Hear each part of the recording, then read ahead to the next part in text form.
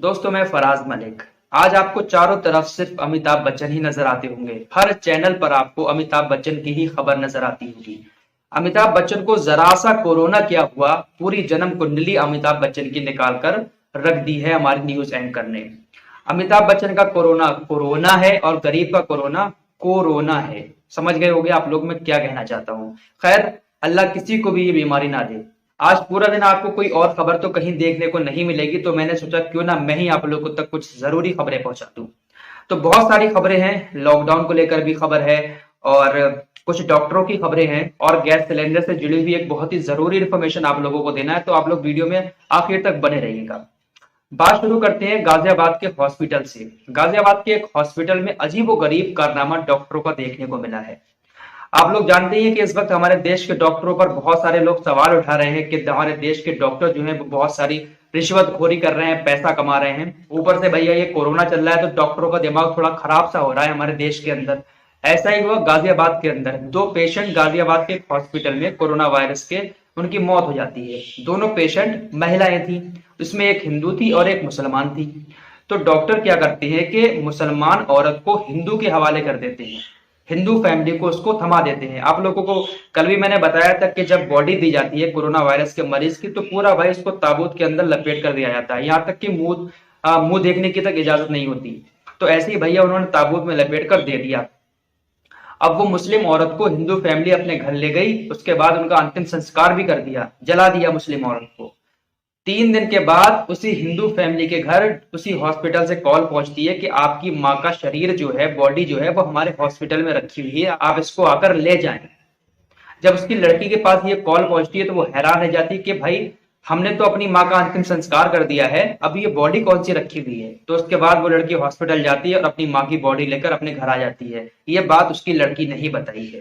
तो चलिए, जब डॉक्टरों की बात चली रही है तो डॉक्टरों का एक केस आपके सामने और रखते हैं। मैंने आप लोगों को बताया था कि केरल के अंदर 1 साल तक लॉकडाउन की गाइडलाइंस को बढ़ा दिया गया है। अब केरल के एक गांव में डॉक्टरों की एक टीम कोरोना की जांच करने पहुंचती है, तो जैसे ही डॉक्टरों की गाड़ी गांव में एंटर होती है तो गांव वाले उस गाड़ी को चारों तरफ से घेर लेते हैं और उनके शीशे खोलने के लिए कहते हैं। बहुत देर के बाद जब डॉक्टर शीशे खोलते हैं तो गांव वाले अपना सर जो है गाड़ी के अंदर करके खांसने लगते हैं। इतना जोर जोर से खांसते हैं कि वो और कहते हैं कि भाई अगर हमें कोरोना है तो कोरोना आपको भी हो जाएगा।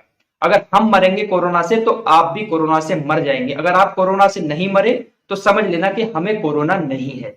एनडीटीवी इंडिया ने इस खबर को अपनी वेबसाइट पर छापा है। तो दोस्तों, लोगों ने ये जो किया, क्या ये सही किया? इसके बाद डॉक्टरों की पूरी टीम को क्वारंटाइन में रख दिया गया है। अगली खबर की तरफ चलते हैं। अगली खबर आ रही है बेंगलोर से। बेंगलोर में 14 जुलाई से 10 दिन के लिए लॉकडाउन को बढ़ा दिया गया है। तो तकरीबन देश के ज्यादातर राज्यों में लॉकडाउन को बढ़ाया गया है 23-24 जुलाई तक। बहुत सारे राज्यों में लॉकडाउन बढ़ा दिया गया है। अब आगे देखते हैं कि ईद तक ये लॉकडाउन बढ़ता है या नहीं बढ़ता है। बहुत सारे लोग कह रहे हैं कि हो सकता है कि ईद की वजह से ये लॉकडाउन कर रहे हैं। पिछली बार भी ईद नहीं मनाने दी और इस बार भी ईद की वजह से ये लॉकडाउन कर रहे हैं। तो देखते हैं भैया क्या होता है। अगली खबर की तरफ चलते हैं। अगली खबर आ रही है गैस सिलेंडर से जुड़ी हुई। दोस्तों, मेरे पास एक भाई ने मैसेज किया, उनके घर कोई गैस सिलेंडर से कोई हादसा हो गया होगा। तो उन्होंने मुझसे पूछा कि क्लेम जो लिया जाता है गैस सिलेंडर से जब हादसा हो जाता है तो ये किस तरीके से लिया जाता है। तो मैंने सोचा क्यों ना इस बात को आप लोगों से ही शेयर कर लिया जाए, क्योंकि बहुत सारे लोगों को इस बात का मालूम नहीं होता है कि गैस सिलेंडर जब फटता है, गैस सिलेंडर से कोई हादसा होता है तो उससे क्लेम किस तरीके से लेते हैं। क्योंकि कंपनी दावा करती है ना क्लेम देने का, 6 लाख रुपए देने का कंपनी दावा करती है।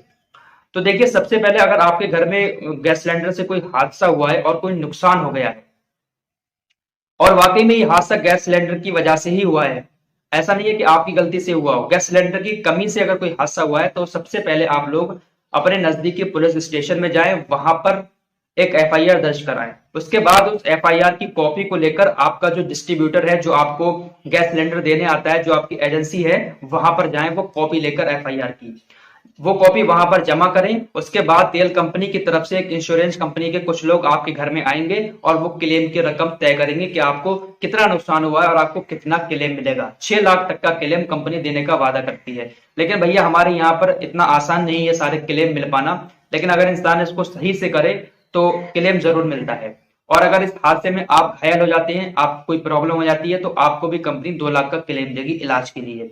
तो कुछ इस तरीके से ये क्लेम का जो होता है प्रोसेस होता है।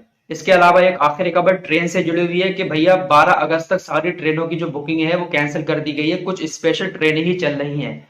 तो आप लोगों को बहुत सारे ये पूछ रहे थे कि ट्रेनों का क्या होगा, तो ट्रेनें भाई अभी आप 12 अगस्त तक कोई भी बुक नहीं कर सकते। जो स्पेशल ट्रेनें चल रही है सिर्फ